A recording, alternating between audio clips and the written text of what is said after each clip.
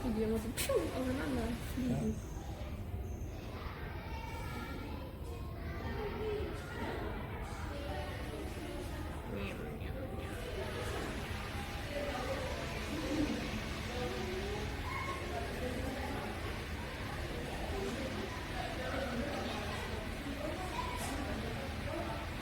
Ja, hier kommt's.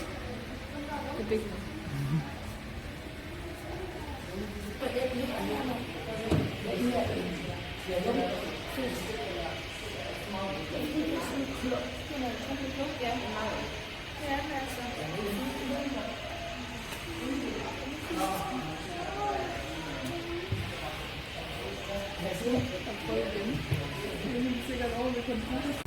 Der er sådan nogen deroppe, der starter hele året rundt. De kan komme forbi som strejfer, som man kalder det. Men decideret en fastboende sæler er altså ikke tale om. Men de formerer sig altså, de her to arter af sæler, det har vi altså to eksempler på de her år med mig. De to mindste, de her spættede sæler, jeg har over, det er ikke nogen, der er blevet født her i fangenskab. Og det sker gerne næsten hvert år, at vi får en sælunge hernede. Typisk så er det omkring 1. juli, vi får den. Men den sæl, der foregår ikke den her parring og den her køn over efter, hvor sommermåden omkring først juli. Det er det typisk er det nede for fødderne på det er sæl. Altså, og de er garant for næsten hvert år, der kommer ting, der lige sikkert. Måske kommer det ikke et år, måske. Men de her steder, der er altså den mest bemindte, de to arter. Og det står hele landet. Så nogle steder, der er flere af andre steder, der er det her. Specielt nogle af dem. Ja. Så det er altså også her i havet, lige ved siden af, hvor vi bor. Fordi det kører nemlig tæt på kysten, og så er det altså jævnligt både der er nede ved fyret, altså i hele taget, men fra det trætte her langt på vestkysten, så er der altså ude for at tjekke over. Sæler, det er afsnittet dyr, det normale er. Forskellen på de to, det er, at hele dagen foregår i land. Der foregår meget sæl, det er større på land. Vi ser her, at det er faktisk er det næste. Ja, det er simpelthen ikke pænt at gøre. Det ligger ikke. Man kan gøre det på land, så kan vi også se det på land. Så er det ret.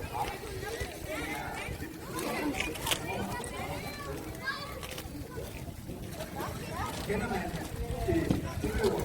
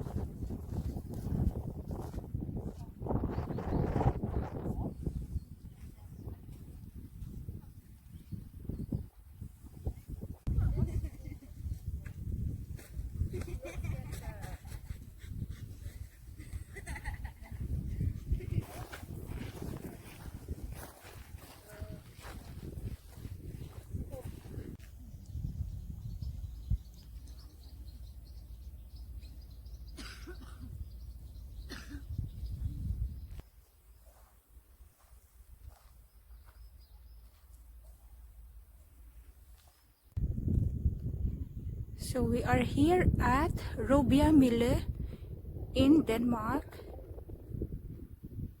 It's near in Skane.